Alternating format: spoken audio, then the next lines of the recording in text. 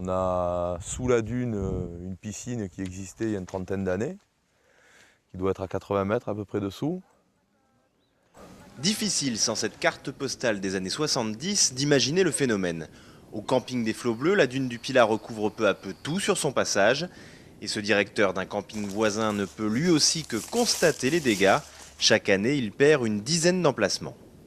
Nous sommes dans un CDD, dans un camping à durée déterminée, puisque nous serons bientôt ensevelis en partie par la dune, avec des mobil-homes qu'on va être obligés de déplacer, de rapprocher quelque peu de l'accueil, puisque l'avancée de la dune les menace.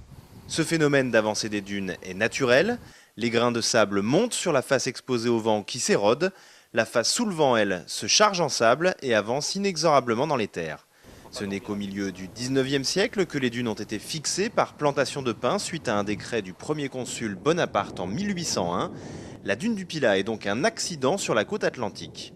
Il y avait une dune proche de l'entrée du bassin d'Arcachon, qui était la dune de la Grave, qui, vraisemblablement à la suite d'un incendie vers le milieu du 19e siècle, s'est remise en mouvement pour donner naissance à la dune du Pilat. Pour compenser l'avancée de la dune, les campings réclament l'autorisation de s'étendre. Problème, la zone est classée depuis 1994 et interdit tout agrandissement. Pas d'autre solution pour les exploitants que de rester philosophes. Après tout, c'est la nature. Moi, comme je dis, on a la chance d'avoir cette dune. Il y a des avantages et des inconvénients. Ça, c'est un inconvénient. Mais l'avantage, c'est qu'on a un site qui est fabuleux, qui est magnifique. Je veux dire, aujourd'hui, tous les gens que j'ai vus depuis le début de la saison, ils sont tous stupéfaits par la beauté de la dune. Une beauté qui attire chaque année près d'1 million de visiteurs.